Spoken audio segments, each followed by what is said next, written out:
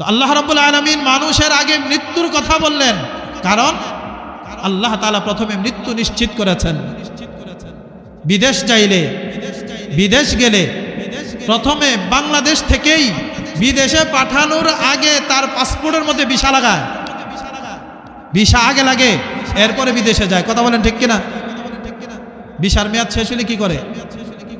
আসতে না চাইলেও ঘাড়ে ধরে ধাক্কা দিয়া জেল খাটাইয়া তারপরে দেশে পাঠায়। আর সুযোগ নেই তোমার এই দেশে থাকার। আমার আপনার এই দুনিয়াতে আসার আগেই আমার আপনার জীবনের ভিসা লাগছে। আল্লাহ রাব্বুল আলামিন মানুষের সৃষ্টির যে পদ্ধতি আল্লাহ তাআলা কোরআনে আলোচনা করেছেন, ৩৪ পার করার পরে মানুষ হয়। আল্লাহ তাআলা কোরআনের বিভিন্ন আয়াতে আলোচনা করেছেন যে তোমাদেরকে আল্লাহ তাআলা সৃষ্টি করেছেন নুতফা থেকে, সুম্মা মিন আলাকা, সুম্মা মিন মুযগা। প্রথমে নুতফা থেকে নাপাক পানি 40 দিন থাকে মায়ের রেহেমে। এই 40 দিন পার হওয়ার পর এটা জমাট রক্ত হয়, জমাট রক্তে পরিণত হয়। এই জমাট রক্তটা থাকে 40 দিন। এই 40 পার হওয়ার পরে এই জমাট রক্তটা একটা গোশতের টুকরাতে রূপান্তরিত হয়। আমার আপনার দুনিয়ার প্রত্যেকটা মানুষের এই পদ্ধতিতেই দুনিয়াতে আগমন। কথা বুঝতেছেন?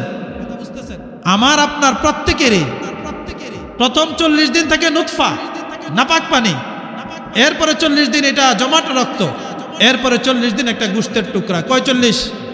বলেন না কয় 40? 40 দিনে সিল্লা কয়, 340-এ 3 সিল্লা কয়। বুঝেন নাই?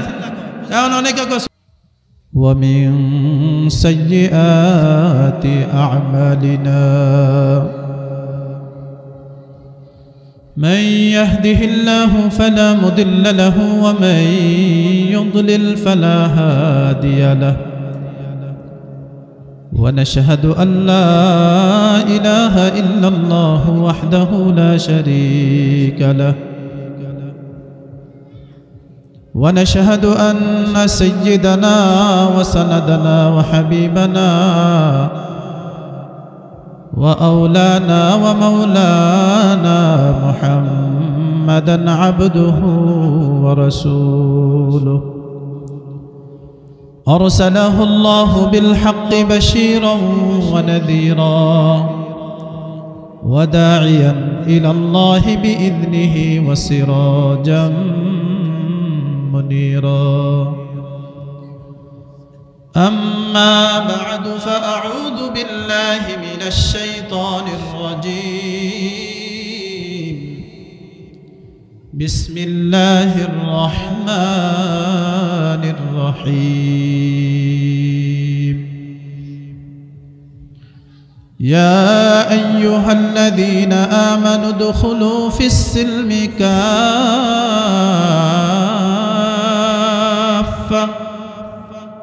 ولا تتبعوا خطوات الشيطان আজকে 31শে ডিসেম্বর, আগামীকালকে 2025 সালের প্রথম দিন। রাত 12টা বাজার সাথে সাথে একটা ক্যালেন্ডার চেঞ্জ হয়ে যাবে, একটা বৎসরের পরিবর্তন হবে, একটা মাসের পরিবর্তন হবে। একে সামনে রেখে আমরা মুসলমান, আমাদের অনেক হালাত, অনেক অবস্থা আমাদের মধ্যে বিরাজ করতেছে। এই বৎসরকে কেন্দ্র করে আমাদের মাঝে আমাদের অবস্থান কি হওয়া উচিত, আমাদের যুবকদের কি করণীয়, কি বর্জনীয়, এই বিষয়গুলো আমাদের জানা দরকার। আমরা কিছু নসিহত শুনতে এসেছি উলামায়ে কেরামের জবান থেকে। আমরা কথাগুলো দিলের কানে শুনবো, আমলের নিয়তে শুনবো। আল্লাহ তাআলা যেন আমাদেরকে আমল করার তৌফিক দেন। সকলে বলি আমিন। মুসলমান হিসাবে আমাদের জন্য সবচেয়ে বেশি জরুরি হলো হিজরি সনের গণনা করা। হিজরি সন কখন শুরু হয়, কখন শেষ হয়, চাঁদ কখন উঠে, চাঁদের তারিখ কখন, কত তারিখ চলতেছে, এই বিষয়গুলো আমাদের সবচেয়ে বেশি জরুরি। আমরা তো মুসলমান, মুসলমান হিসাবে আমাদের তারিখের সাথে যেই ইবাদতের সম্পর্ক, সেটা কোনো জানুয়ারির তারিখের সাথে না, সেটা কোনো ডিসেম্বরের তারিখের সাথে না, সেটা হিজরি সনের আরবি যে মাসগুলো আছে সেইগুলোর সাথে আমাদের ইবাদতের সম্পর্ক। সেই হিসাবে প্রত্যেকটা মুসলমানের জন্য আরবি মাস, তারিখ, বৎসরগুলো জানা থাকা এটা তাদের জন্য জরুরি। অত্যন্ত আফসোসের বিষয় যে আজকে আমরা তারিখ জানবো তো দূরের কথা, মাসের নামও হয়তো আমরা অনেকে জানি না, কততম হিজরি চলতেছে সেটাও আমরা জানি না। অথচ প্রত্যেকটা মাসের চাঁদের তারিখের সাথে আমাদের কিছু ইবাদত আছে। উদাহরণস্বরূপ প্রত্যেক মাসে নবী আলাইহিস সালাতু ওয়াস সালাম আইয়ামে বীজের 3টা রোজা রাখতেন। চাঁদের 13, 14, 15, চাঁদের 13, 14, 15 তারিখে আল্লাহর রসুল 12 মাস, রমজান মাসে তো রাখতেন, বাকি 11 মাস রোজা রাখতেন। এখন রসুল সাল্লাল্লাহু আলাইহি ওয়াসাল্লামের অনুসরণে, তার মহব্বত আর ভালোবাসায় যদি আমি রোজা রাখতে চাই, তাহলে আমার চাঁদের হিসাব রাখা দরকার আছে নি? তো মুসলমান হিসাবে, নবীর আশেক, নবীর ভালোবাসা, নবীর উম্মত হিসাবে আমাদের তো প্রত্যেকের এই নবীর সেই আমলগুলো করা জরুরি। নবী যে আমল যখন যেভাবে করেছেন আমাদের জন্য তো সেটা করা জরুরি। যদি সেটা করতে হয় তাহলে আমাকে প্রথমত চাঁদের হিসাব রাখা জরুরি। এটা প্রত্যেক মাসেই এই আমলটা আছে, তার মানে প্রত্যেক মাসে আমার চাঁদের তারিখের হিসাব রাখা উচিত। এছাড়াও বড় বড় কিছু ইবাদত আছে যেগুলো চাঁদের সাথে সম্পৃক্ত। যেমন মুসলমানদের জন্য ইসলামের 5টা খুঁটির মধ্যে একটা খুঁটি হলো রমজান মাসে রোজা রাখা। রমজান মাসে যে রোজা রাখবেন, রোজা শুরু করবেন, রোজা শেষ করবেন, এটা ইংরেজি তারিখ দেখে, বাংলা তারিখ দেখে, নাকি আরবি হিজরি সন দেখে? তো আরবি তারিখে যদি আমার জানা না থাকে, মাসের নাম যদি জানা না থাকে, তাহলে আমি এত বিশাল বড় মহৎ একটা ইবাদত কিভাবে আদায় করব? সেই দিক থেকে আরবির মাস এবং তারিখ এগুলো মুসলমানদের জানা জরুরি। মুসলমানদের আরেকটা ইবাদত, ইসলামের 5টা স্তম্ভের বিশাল বড় একটা স্তম্ভ হলো হজ, বাইতুল্লাহর হজ করা। হজ্জের তারিখ জিলহজ মাসের 9 তারিখ আরাফা, 10 তারিখ, 9, 10, 11, 12 এই দিনগুলো হলো হজ্জের দিন। তাহলে আমি যদি চাঁদের হিসাব যদি আমার কাছে না থাকে, তাহলে এত বিশাল বড় একটা ইবাদত করাও আমার পক্ষে সম্ভব হবে না। যারা হজে যায় না, আমরা মুসলমান, আমাদের আরেকটা মহৎ ইবাদত আছে, সেটা হলো কুরবানি। আমরা কুরবানি করতে গেলেও সেখানেও চাঁদের হিসাব লাগে না, লাগে না? তাহলে দেখবেন যে চাঁদের সাথে আমাদের ইবাদতের, চাঁদের তারিখের সাথে আমাদের অনেকগুলো ইবাদতের সম্পর্ক আছে। তাহলে মুসলমান হিসেবে আমরা যদি কোনো মাস, তারিখ, বৎসরের যদি কোনো ধরনের কোনো হিসাব নিকাশের প্রশ্ন থাকে, সর্বপ্রথম আমাকে যেটা রাখার দরকার সেটা হলো আরবি হিজরি সনের গণনাটা আমার জানা থাকা জরুরি। কথা বলেন ঠিক কিনা?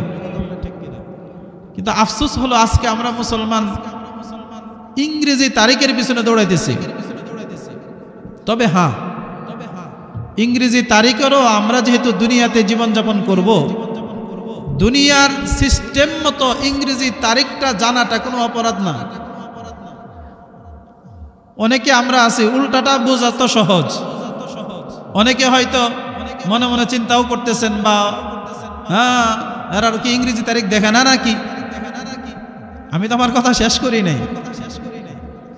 আরবি তারিখটা আমার জন্য জরুরি, এই কথাটা বোঝানোর জন্য এতক্ষণ যে কথাগুলো বললাম। তবে হ্যাঁ, দুনিয়াতে জীবন যাপন করার ক্ষেত্রে ইংরেজি তারিখের সাথে যেহেতু মানুষের ব্যবসা বাণিজ্য লেনদেন আচার আচরণ এগুলো সম্পর্ক আছে, সেই দিক থেকে ইংরেজি তারিখটা জানা এটা কোনো খারাপ কিছু না, এটাও জানতে পারেন, কোনো অসুবিধা নেই। কিন্তু অসুবিধা কোন জায়গায়?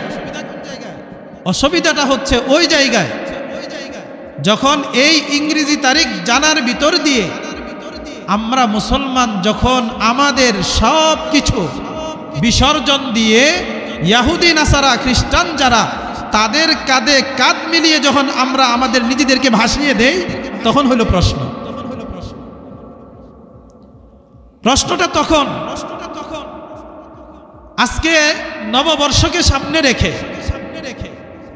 আমাদের দেশে, এই দেশটা তো মুসলমানের দেশ, মুসলমানের সন্তানেরা এই দেশে বসবাস করে।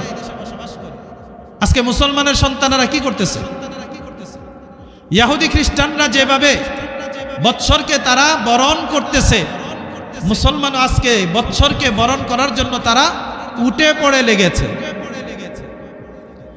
2024কে বিদায় জানাবে, 2025কে স্বাগত জানাবে, এটার জন্য রাত 12টা বাজার অপেক্ষা করবে, এটার জন্য ডেক্সিট নিয়ে গান বাদ্য বাজনা বাজাবে, রাতের 12টা বাজে তারা রাস্তার মধ্যে নেমে আসবে, ছেলে মেয়ে বেহায়াপনা বেলাল্লাপনা নির্লজ্জের মতো কাজকর্ম করবে। এটা কি মুসলমানের দেশে হতে পারে? কিন্তু হচ্ছে তো, হচ্ছে তো, হচ্ছে তো। আমাদের দেশে আজকে রাত্রে 1 টাকা 2 টাকা না, কোটি কোটি টাকা আজকে রাত্রে তারা খরচ করবে এই বৎসরকে বিদায় এবং স্বাগত জানানোর জন্য। ও মুসলমান, আমার প্রশ্ন, আজকের এই রাত্রে যারা 2024কে বিদায় জানাবে, 2025কে যারা স্বাগত জানাবে, আপনারা বলেন তো এদের আমল নামায় কি সওয়াব আসবে না গুনাহ আসবে? তারা কি লাভবান হবে না ক্ষতিগ্রস্ত হবে? মুসলমান তো, কষ্টটা ওই জায়গায়। কেউ বলতে পারে আমার বাপের টাকা আমি খরচ করবো, আপনার কি? আপনার বাপের টাকা আপনি খরচ করবেন, আমার এখানে কোনো আপত্তি থাকার কথা না। কিন্তু আপনি মুসলমানের সন্তান হিসাবে, ওলামায়ে কেরাম নবীর ওয়ারিস হিসাবে মুসলমানের সন্তান যখন নিজেকে জাহান্নামের লাকড়ি বানানোর জন্য সর্বাধিক থেকে চেষ্টা করে, তখন ওলামায়ে কেরাম উম্মতের দরদি হয়ে তাদের বিরুদ্ধে কথা বলা জরুরি মনে করে। ওলামায়ে কেরাম কথা এই জন্য বলে।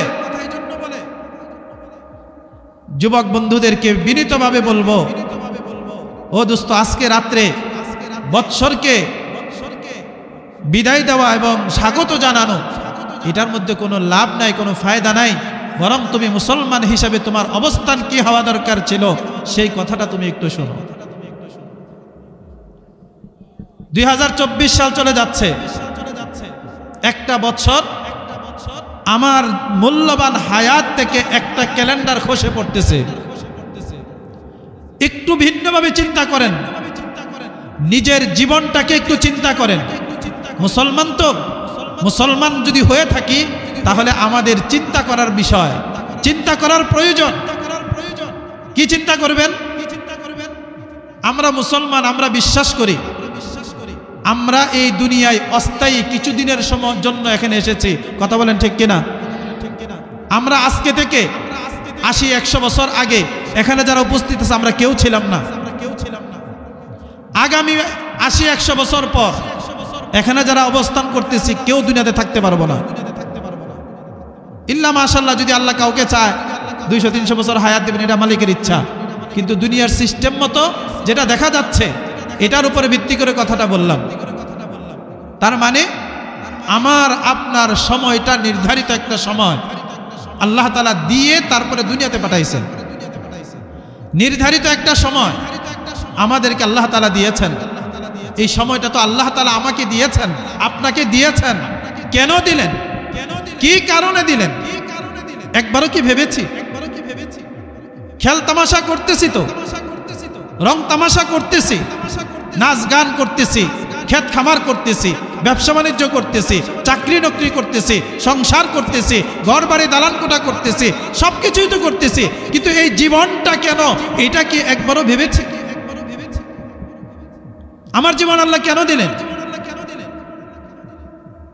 আমাকে আল্লাহ তাআলা জীবন দিলেন। আজকে আমার বয়স 15 বছর, 20 বছর, 25, 30, 50, 60, 70 বছর বয়স হয়েছে যাদের, আমাদের যাদের যে পরিমাণ বয়স হয়েছে, আল্লাহ তাআলা ইহসান করে, দয়া করে, মায়া করে আল্লাহ তাআলা আমাদেরকে জীবনটা দিয়েছেন। কেন? তিনি চাইলে কি পারতেন না আমাকে মায়ের কুল থেকে কেড়ে নিতে? বলেন না কেন? পারতেন না? পারতেন না? তিনি কি পারতেন না 2 বছর বয়সে আমাকে কেড়ে নিতে? তিনি কি পারতেন না 7 বছর বয়সে কেড়ে নিতে? তিনি কি পারতেন না 15 বছর বয়সে কেড়ে নিতে? তিনি আমাকে হায়াতটা কেন দিলেন? হায়াত তো আমার মা বাবা কিনে আনে নাই, হায়াত তো আমার মা বাবা কোথাও থেকে ধার আনে নাই, হায়াত তো দুনিয়ার কেউ আমাকে দেয়নি। হায়াতটা দিয়েছেন কে? জুড়ে বলেন, কে দিয়েছে? কেন দিলেন তিনি আমাকে হায়াত?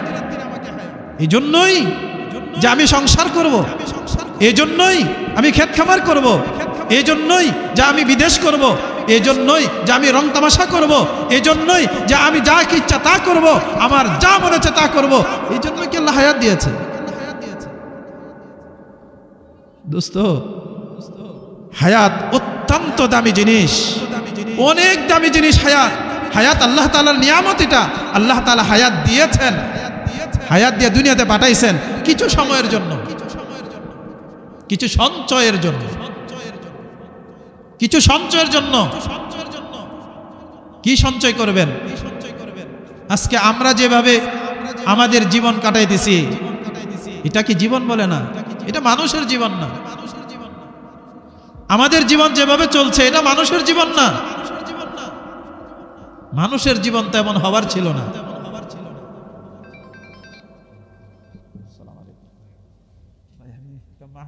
আলোচনা করতেছি জি। আচ্ছা, ওকে জি, আসসালামু আলাইকুম।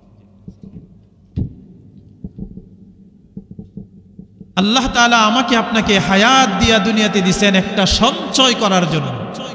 সঞ্চয়। আমাদের জীবন যেভাবে চলতেছে দোস্ত, এটা মানুষের জীবন বলে না। এটাকে মানুষ ছাড়া অন্য যত প্রাণী আছে সেই প্রাণীকুলের জীবন বলে এটাকে, এটা মানুষের জীবন বলে না। আমরা আজকে মানুষ, আমার জীবন কিভাবে চলতেছে? আমি ঘুম থেকে উঠি, উঠার পরে আমার এই পেটের জন্য, এই পেটের জন্য ঘুম থেকে উঠা থেকে নিয়ে আবার ঘুমানো পর্যন্ত আমার যা যা করার দরকার সব করতেছি। আবার ঘুমাইছি, ঘুম থেকে উঠে আবার পরের দিন আবার একই কাজ, আবার ঘুমাইছি, ঘুম থেকে উঠে আবার একই কাজ। কাজের ধরন আছে, কেউ খেতে খামারে কাজ করে, কেউ ব্যবসা বাণিজ্যে কাজ করে, কেউ চাকরি নকরি করে, কেউ রিক্সা চালায়, কেউ ভ্যান চালায়, কেউ সিএনজি চালায়, কেউ প্রাইভেট কার চালায়, কেউ বিমান চালায়, কেউ ট্রাক চালায়, অথবা অন্যান্য যত ধরনের কর্ম আছে, যে কোনো কর্মেরই হোক না কেন, আমরা যে কোনো কর্ম করতেছি এই কর্ম করার পিছনে একটা উদ্দেশ্য, সেটা হলো পেটটাকে শান্তি রাখা। পেটের দান্দায়, পেটের দান্দায় আমি ঘুম থেকে ওঠা থেকে নিয়ে আবার ঘুমানো পর্যন্ত আমি তো পেটের ধান্দাই করলাম। কিন্তু যেই মালিক আমাকে হায়াত দিলেন, যেই মালিক আমাকে সুস্থতা দিলেন, যেই মালিক আমাকে মূল্যবান সময় দিলেন, যেই মালিক আমাকে শক্তি সাহস দিলেন, যেই মালিক আমাকে ব্রেন দিলেন, মাথা দিলেন, যেই মালিক আমার হাত পা চোখ নাক সবকিছু সুস্থতা দিলেন, সেই মালিকের জন্য আমি কি করছি? ভাবেন না একবার, একটু ভাবেন দোস্ত। আমি কাউকে কটাক্ষ করে কথা বলছি না, এটা আমি আমাকে বলছি। আমার আওয়াজ যারা শুনছেন আমি আপনাকে বলছি, আমি আমার মা বোনদেরকে বলছি। মা বোনেরা তো তাই করে, মা বোনেরা কি আলাদা কিছু করে? একই তো জিনিস। ঘুম থেকে ওঠা থেকে নিয়ে আবার ঘুমানো পর্যন্ত সারাদিন তো এটাই কাজ। কিন্তু এটার জন্যই কি আল্লাহ তাআলা পাঠালেন? এটা তো কুকুর বিড়ালেও করে, এটা তো গরু ছাগলেও করে, এটা তো অন্যান্য হিংস্র প্রাণীরাও করে, তাহলে আমার আর তাদের মধ্যে পার্থক্যটা কোথায়? কি পার্থক্য আছে? ঠান্ডা মাথায় চিন্তা করেন যুবক বন্ধুরা। যৌবনের তাড়নায় যা ইচ্ছা তাই করতেছো। একটু ভাবো, কে তোমাকে এই যৌবন দিল? তুমিও তো একদিন এমন ছিলে, পেশাবের মধ্যে পড়ে আছো, পায়খানা করে পায়খানার মধ্যে পড়ে আছো, কাউকে কিছু বলার ক্ষমতা ছিল না, ডাক দেওয়ার ক্ষমতা ছিল না, কান্না ছাড়া তোমার ভিন্ন কোনো ভাষা ছিল না। সেখান থেকে আস্তে আস্তে আস্তে আস্তে ধীরে ধীরে তোমাকে সুঠাম দেহের অধিকারী টকবকে যুবক তোমাকে বানাইছে। কে বানাইল? যিনি আমাকে এই অবস্থানে নিয়ে আসলেন তাকেই তো আমি ভুলে গেছি, তার কথাই তো ভুলে গেলাম, তার কথাই তো মনে নাই। তিনি আমাকে কেন বানালেন, কেন হায়াত দিলেন, আবার কেনই বা মওত দিবেন? এর মাঝখানে আমার কি করণীয় ছিল, আমার কি করার দরকার ছিল, আমার কি করার প্রয়োজনীয়তা তিনি অনুভব করছেন, তিনি আমাকে পাঠালেন, সেটা তো আমাদের বোঝা দরকার। সূরা মুলকের মধ্যে ছোট্ট করে আল্লাহ তাআলা জানিয়ে দিলেন, লম্বা কথা বলেন নাই, ছোট্ট করে বললেন, আল্লাযী খালাকাল মাউতা ওয়াল হায়াতা লিয়াবলুয়াকুম আইয়ুকুম আহসানু আমালা। ও দুনিয়ার মানুষ, আমি তোমাদের মওত সৃষ্টি করেছি, তোমাদের হায়াত সৃষ্টি করেছি। আল্লাহ তাআলার কথা বলার ভঙ্গিমাটা একটু খেয়াল করেন না, একটু খেয়াল করেন কথাটা কিভাবে বললেন তিনি। যিনি তোমাদের মৃত্যুকে সৃষ্টি করেছেন, যিনি মৃত্যু সৃষ্টি করেছেন এবং জীবন সৃষ্টি করেছেন। আমরা দুনিয়ার সিস্টেম মতো বুঝি, আমার জীবন আগে মরণ পরে। কথা বলেন, জীবন আগে কি না? আগে মরণ হয়, এরপরে জীবন হয়। আগে কি, এরপরে কি? মরণ। তাহলে বলার দরকার ছিল আল্লাযী খালাকাল হায়াতা ওয়াল মাউতা, যিনি জীবন এবং মৃত্যুকে সৃষ্টি করেছেন। কিন্তু তিনি কি বলছেন? যিনি মৃত্যু এবং জীবনকে, যিনি মৃত্যু এবং জীবনকে সৃষ্টি করেছেন। উদ্দেশ্য কি? রহস্যটা কি? কেন এই কথা বললেন? একটুবার ভাবেন, কেন বললেন? আমাকে আপনাকে সাবধান করার জন্য, সতর্ক করার জন্য, মনে করিয়ে দেওয়ার জন্য, মনে করিয়ে দেওয়ার জন্য। দুনিয়ার মোহে পড়ে, সংসারের ঝামেলায় পড়ে, ব্যবসার ঝামেলায় পড়ে, খেতে খামারের ধান্দায় পড়ে সব ভুলে যাব আমরা। আল্লাহ তাআলা আয়াতে কারিমার মাধ্যমে এইভাবে বলে আমাদেরকে সতর্ক করলেন, শোনো, তোমার জীবনটা আমি দিয়েছি পরে, আগে মৃত্যু নির্ধারণ করেছি। জীবন পরে দিয়েছি, জীবন দেওয়ার আগে তোমার মৃত্যুটা আমি আগে নির্ধারণ করেছি। তার মানে তোমার জীবনের আগে তোমার মৃত্যুটা নিশ্চিত। আমাদের জীবনের আগে কি নিশ্চিত বলেন? একজন হাত উঠায় দেখান তো, বলে আমি মরতাম না। সাহস আছে? আর যদি কেউ হাত উঠায়, এটা কি মানুষের সুস্থ বলবে? যদি দুঃসাহস করে হাত উঠায় ফেলা, কিন্তু হাত উঠাইলেও তো আপনাকে কেউ সুস্থ বলবে না, সবাই বলবে এটা পাগল হয়ে গেছে। কারণ একই দেখে না, বাবা ছিল, বাবা চলে গেছে, দাদা ছিল, দাদা চলে গেছে, দাদার বাবা ছিল, তিনিও চলে গেছে। এইরকম ভাবে 14 পুরুষ না, শত শত পুরুষ যারা ছিল তারা সবাই চলে গেছে, কেউ থাকতে পারে নাই। তাহলে আমি কিভাবে থাকবো? এটা তো থাকার জায়গা না। তো আল্লাহ রাব্বুল আলামিন মানুষের আগে মৃত্যুর কথা বললেন, কারণ আল্লাহ তাআলা প্রথমে মৃত্যু নিশ্চিত করেছেন। বিদেশ যাইলে, বিদেশ গেলে প্রথমে বাংলাদেশ থেকেই বিদেশে পাঠানোর আগে তার পাসপোর্টের মধ্যে ভিসা লাগায়, ভিসা আগে লাগে, এরপরে বিদেশে যায়। কথা বলেন ঠিক কিনা? ভিসার মেয়াদ শেষ হলে কি করে? আসতে না চাইলেও গাড়ে ধরে ধাক্কা দিয়া, জেল খাটাইয়া তারপরে দেশে পাঠায়। আর সুযোগ নেই তোমার এই দেশে থাকার। আমার আপনার এই দুনিয়াতে আসার আগেই আমার আপনার জীবনের ভিসা লাগছে। আল্লাহ রাব্বুল আলামিন মানুষের সৃষ্টির যে পদ্ধতি আল্লাহ তাআলা কোরআনে আলোচনা করেছেন, 340 পার করার পরে মানুষ হয়। আল্লাহ তাআলা কোরআনের বিভিন্ন আয়াতে আলোচনা করেছেন যে তোমাদেরকে আল্লাহ তাআলা সৃষ্টি করেছেন নুতফা থেকে, সুম্মা মিন আলাকা, সুম্মা মিন মুযগা। প্রথমে নুতফা থেকে নাপাক পানি 40 দিন থাকে মায়ের রেহেমে। এই 40 দিন পার হওয়ার পর এটা জমাট রক্ত হয়, জমাট রক্তে পরিণত হয়।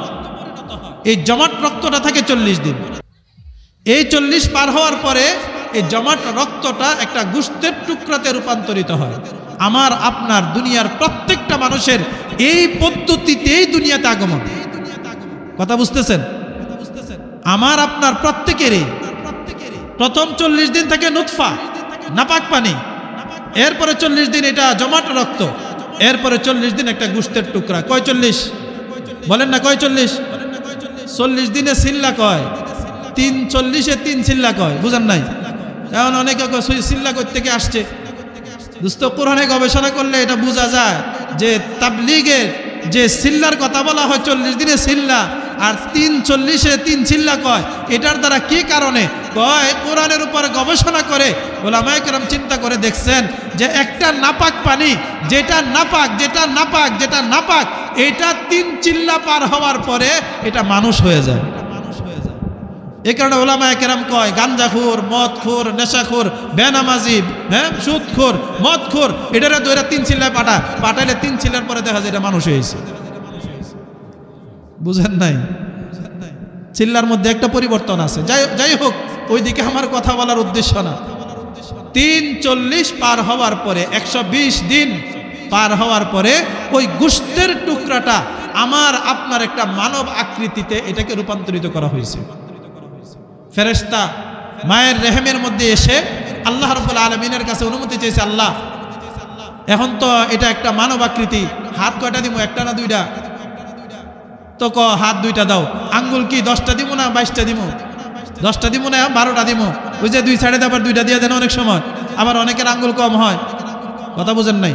তো মায়ের পেটে ফেরেশতা জিজ্ঞাসা করে, আল্লাহ ওর অঙ্গ প্রত্যঙ্গ কি করব? 2টা চোখ দাও, 2টা কান দাও, নাকটাও ঠিক মতো দাও, গালটাও ঠিক মতো দাও, কপালটা সুন্দর করে দাও, হাত আর আঙ্গুলগুলো 10টা দিয়ে দাও, পায়ের আঙ্গুল 10টা দিয়ে দাও, অঙ্গ প্রত্যঙ্গগুলো সুস্থ স্বাভাবিক দাও। সেখানে ফাইসালা হয়। সুস্থ স্বাভাবিক দেওয়ার পরে এখন রূহ দিবে। রূহ দেওয়ার সময় আল্লাহ রাব্বুল আলামিনকে ফেরেশতা জিজ্ঞাসা করে, রব্বুল আলামিন তার আজাল কি দিব? কতদিন? এর যে এখন তো রূহ দিলেই তার মধ্যে জীবন আসবে, তো জীবন আসলেই তখন মা বুঝে, নড়াচড়া শুরু হয়েছে, হাত পা নড়াচড়া শুরু হয়ে গেছে। এই যে রূহটা যখন মায়ের পেটে আমার আপনার রূহ আল্লাহ তাআলা যখন দিতে যান, সেই সময় ফেরেশতা জিজ্ঞাসা করে তার আজাল কি হবে, কতদিন থাকবে দুনিয়ায়? ওই সময় আল্লাহ তাআলা যদি বলতেন 1 মিনিট, দুনিয়াতে আসার সাথে সাথেই নাই, একদিন পরে নাই, 1 মাস, 1 মাস পরে নাই, 1 বছর, 1 বছর পরে নাই, 10 বছর, 10 বছর পরে নাই, যেটাই সেখানে ফাইসালা হয়েছে, ওই ফাইসালার উপরে দুনিয়ার প্রত্যেকটা মানুষের মৃত্যু নিশ্চিতভাবে সেই সময় হয়ে যায়। আল্লাহ তাআলা কোরআনে বলছেন, ইদা জাআ আজালুহুম ফালা ইস্তাখিরুনা সাআতাও ওয়ালা ইস্তাকদিমুন। প্রত্যেকের নির্ধারিত সময় যখন এসে যায়, তখন সেখান থেকে 1 মুহূর্ত আগেও হয় না, পরেও হয় না। নির্ধারণ হয়েছে কোথায়? মায়ের পেটে। ওই সময় যখন নির্ধারণ করে, সেই সময় প্রথমত আমাকে হায়াত দেওয়ার আগে, আমাকে দুনিয়াতে পাঠানোর আগে আমার মৌত নিশ্চিত হয়ে গেছে। তাহলে মৌত আগে না হায়াত আগে? কথা বুঝতেছেন? হায়াত আগে না মৌত আগে? মৌত আগে। এই জন্য আল্লাহ তাআলা আগে মৌতের কথাই বললেন, আল্লাযী খালাকাল মাউতা, যিনি মৃত্যুকে সৃষ্টি করেছেন, ওয়াল হায়াতা, এবং হায়াতকে সৃষ্টি করেছেন। কেন করলেন? কেন?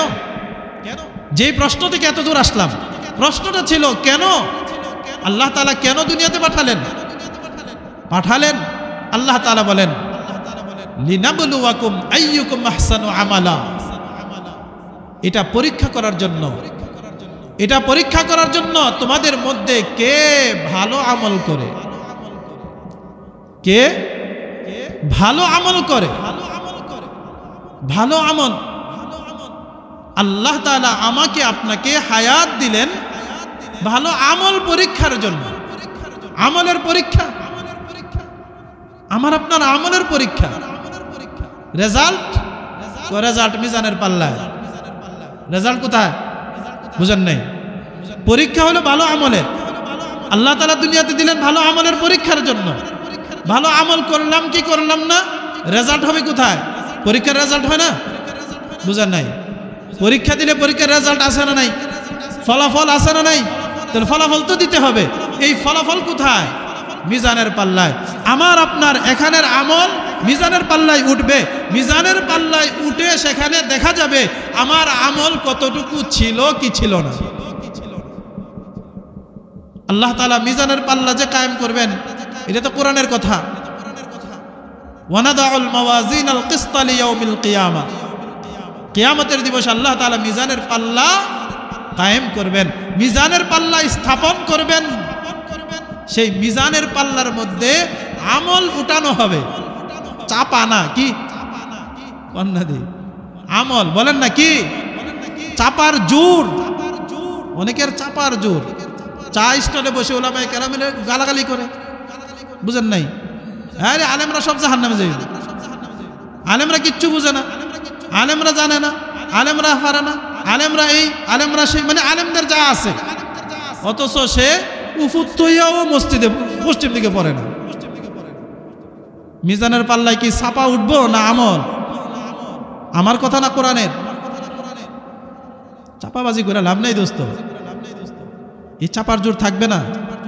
সূরা ইয়াসিন আল্লাহ তাআলা বলছেন, আল ইয়াউমা নাখতিমু আলা আফওয়াহিহিম, আল ইয়াউমা নাখতিমু আলা আফওয়াহিহিম ওয়া তুকাল্লিমুনা আইদিহিম ওয়া তাশহাদু আরজুলুহুম বিমা কানু ইয়াকসিবুন।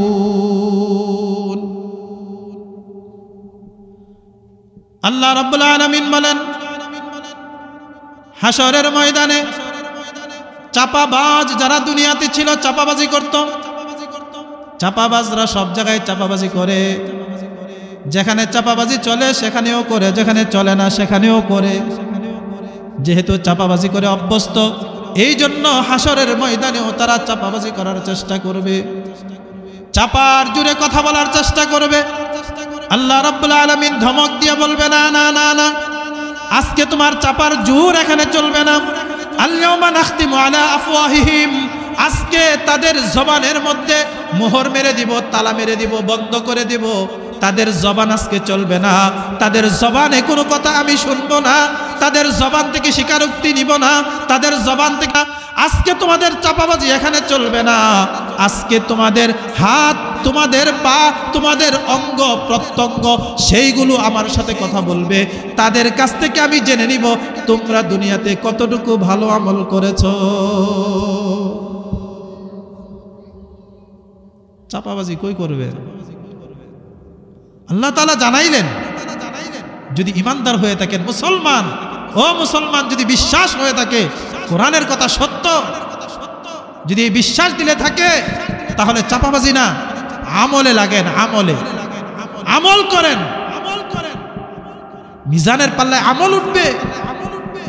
নামাজের কথা বললে নামাজ পড়তে রাজি হন নাই, মিথ্যা কথা ছাড়তে রাজি না, সুদ ঘুষ ছাড়তে রাজি না, বেহায়াপনা বেলাল্লাপনা ছাড়তে রাজি না। উলামায়ে কেরামের জাহান্নামে পাঠানোর জন্য প্রতিযোগিতা লাগছে।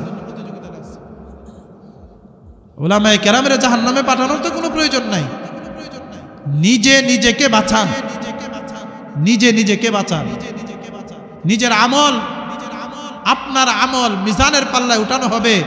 ফাআম্মা মান সাকুলাত মাওয়াজিনুহু ফাহুয়া ফি ঈশাতির রাদিয়াহ ওয়া আম্মা মান খাফফাত মাওয়াজিনুহু ফাউম্মুহু হাবিয়া। আল্লাহ রাব্বুল আলামিন বলেন, মিজানের পাল্লায় আমল নামা, মানুষের প্রত্যেকটা মানুষের আমল নামা মিজানের পাল্লায় উঠানো হবে। যদি তার ভালো আমলের পাল্লা ওজনদার হয়ে যায়, ভালো আমল যদি বেশি হয়, দুনিয়াতে থাকাকালীন আমল ভালো ভালো আমলগুলো করেছে, দুনিয়ার কাউকে দেখায় নাই, কেউ জানে না, কেউ বুঝে না, কিন্তু সে নীরবে নিবৃতে ভালো ভালো আমলগুলো করেছে, আল্লাহর বিধানগুলো পালন করেছে, নবীর সুন্নাতগুলো জিন্দা করেছে, এইভাবে দুনিয়াতে ভালো আমল করেছে। ভালো আমলগুলো মিজানের পাল্লায় উঠানোর পরে দেখা গেল তার ভালো আমলের পাল্লাটা ভারী হয়ে গেছে। আল্লাহ তাআলা বলেন ফাহুয়া ফি ঈশাতির রাদিয়া, আল্লাহ তাআলা বলেন তার জন্য আমি সন্তুষ্টমূলক জীবনে তাকে দিয়ে দিব। ওয়া আম্মা মান খাফফাত মাওয়াজিনুহু, আর যার মিজানের পাল্লার মধ্যে ভালো আমলের পরীক্ষা দুনিয়াতে দিয়েছিলাম, দুনিয়াতে ভালো আমল করলো না, দুনিয়াতে সারাদিন সংসার, দুনিয়াতে সারাদিন ছেলে মেয়ে, দুনিয়াতে সারাদিন ব্যবসা, দুনিয়াতে সারাদিন ক্ষেত খামার, দুনিয়াতে সারাদিন কিভাবে কি করবে এইগুলো নিয়ে লিপ্ত ছিল, ভালো আমল তার জীবনে নাই, ভালো আমলের পাল্লা হালকা হয়ে গেছে, ভালো আমলের পাল্লা ভালো হয়নি। মিজানের পাল্লা যেটা ভালো আমলের পাল্লা সেটা উপরে উঠে গেছে, হালকা হয়ে গেছে। আল্লাহ তাআলা বলেন ফাআম্মা মান খাফফাত মাওয়াজিনুহু ফাউম্মুহু হাবিয়া, যার মিজানের পাল্লা ভালো আমলের পাল্লা হালকা হবে তার ঠিকানা হবে হাবিয়া নামক জাহান্নাম। নাউজুবিল্লাহ বলেন। আমল আমল আপনার আমার আমল হবে ওজন, আমাকে ওজন করা হবে না। আমার দেহটা কতটা হৃষ্টপুষ্ট, কতটা শক্তি, এগুলো মিজানের পাল্লায় আসবে না। মিজানের পাল্লায় আমল ওজন হবে। কি ওজন হবে বলেন? কি ওজন হবে? তাহলে দুনিয়ার থেকে কি নিয়ে যেতে হবে? ভালো আমল লাগবে। আমল তো হচ্ছে, হয়তো ভালো না হয় মন্দ, হয়তো ভালো হচ্ছে না হয় মন্দ হচ্ছে, আমল তো হচ্ছে। তো ভালো আমল নিয়ে যাওয়ার জন্য দুনিয়াতে আসা, ভালো আমলের জন্য দুনিয়াতে আসা, এই ভালো আমল করার জন্য আল্লাহ তাআলা সীমিত একটা সময় আমাকে আপনাকে দিয়েছেন। এই সীমিত সময়টা বরফের মতো ফুটায় ফুটায় ফুটায় ফুটায় গলতেছে। একটা আইসক্রিম, আপনার অনেক দামি একটা আইসক্রিম, আইসক্রিমটা আপনি হাতে ধরে রাখছেন, এই আইসক্রিমটা একটা একটা করে ফুটা পড়তেছে। এই যে ফুটাটা পড়তেছে, আপনাদের কি মনে হয় আইসক্রিমের আয়ু বাড়তেছে না কমতেছে? আসতে বললেন, আয়ু বাড়তেছে না কমতেছে?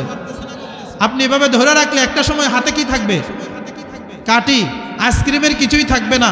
আমার আপনার জীবনের প্রত্যেকটা ঘড়ির কাটার সেকেন্ড আমাকে আপনাকে এটা ধাক্কা দিচ্ছে, এরকম টক টক টক করতেছে, বুঝতেছি টক টক করতেছে, আসলে টক টক না। প্রত্যেকটা বাড়ি আমার আপনার জীবনের যে আইসক্রিম আছে তার মধ্যে ধাক্কা দিতেছে, আর একটা একটা করে সেখান থেকে ফুটা সেকেন্ডের মাধ্যমে আমার জীবন থেকে শেষ করে নিয়ে যাইতেছে। প্রত্যেকটা মিনিট আমার জীবনকে ক্ষয় করতেছে, প্রত্যেকটা দিন আমার জীবনকে ক্ষয় করতেছে, প্রত্যেকটা সপ্তাহ আমার জীবনকে ক্ষয় করতেছে, প্রত্যেকটা মাস আমার জীবনকে ক্ষয় করতেছে, প্রত্যেকটা বছর আমার জীবনকে ক্ষয় করতেছে। আমার জীবনের মূলধন ছিল 60 বছর, একটা ক্যালেন্ডার শেষ হয়ে যাওয়া মানে আমার জীবনের মূলধন থেকে একটা বছর আমার জীবন থেকে শেষ হয়ে গেছে, আমাকে কবরের দিকে আগায় নিয়ে যাইতেছে। খুশি হওয়ার কথা ছিল না অনেক বেশি কষ্ট পাওয়ার কথা ছিল? আপনাকে 1 লাখ টাকার একটা বান্ডিল দেওয়া হয়ে যায়, 1 লক্ষ টাকার একটা বান্ডিল। তো 1 লক্ষ টাকার বান্ডিলটা আপনাকে দিয়ে বলা হলো এটাই তোমার জীবনের সম্বল, এটাকে তুমি ভালো কাজে লাগাইলে ভালো হবে, খারাপ কাজে লাগাইলে খারাপ হবে, যা খরচ করবা তো শেষ। এখন 1000 টাকার একটা নোট দোকানে যায় শেষ হয়ে গেছে। এরকম করতে করতে করতে করতে যখন 80-90 টাকা শেষ হয়ে যায়, এক একটা নোট সেখান থেকে বের করার সময় যারা বুদ্ধিমান এরা খুশি হবে না কষ্ট হইব? হায় হায়, টাকাগুলি শেষ হয়ে গেল, কেমনে হইল, কি করলাম, আর মাত্র 10টা নোট, 10টা থেকে একটা গেলে আফসোস করবে, হায় হায় আর মাত্র 9টা নোট।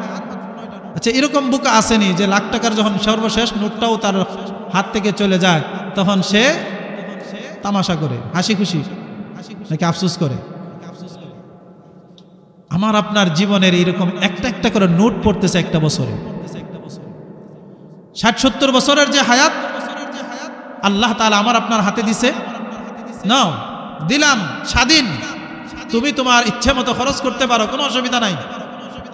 কিন্তু মনে রেখো, যেটা দিছি এইটা এটার থেকে তোমার আর দ্বিতীয়বার আর সুযোগ নাই, যে এখানে আর সুযোগ নাই যে এটার সাথে সংযুক্ত হবে। এখন বছর শেষ হইলে আমরা যে খুশি হই, এটা তো মুসলমানের কাজ হওয়ার কথা না। মুসলমানের তো আফসোসের বিষয় ছিল। মুসলমান চিন্তা করত যে আমার মূল্যবান হায়াত যেটা দিছিল আল্লাহ তাআলা, কিছু সঞ্চয়ের জন্য, কিছু কামাইয়ের জন্য, কিছু নিয়ে যাওয়ার জন্য আমি কি নিয়ে যাচ্ছি। এজন্য ওমর ইবনুল খাত্তাব রাদিয়াল্লাহু তাআলা আনহু তিনি বলছেন, হাসিবু আনফুসাকুম ক্বাবলা আন তুহাসাবু। ও দুনিয়ার মানুষ, আল্লাহর আদালতে বিচারের আগে আগে তুমি তোমার নিজের হিসাব দুনিয়াতে নাও। তারাই বুদ্ধিমান যারা আল্লাহর আদালতে বিচার দেওয়ার আগে নিজের হিসাব নিচে করে। বুঝেন নাই? আমাদের দেশে যারা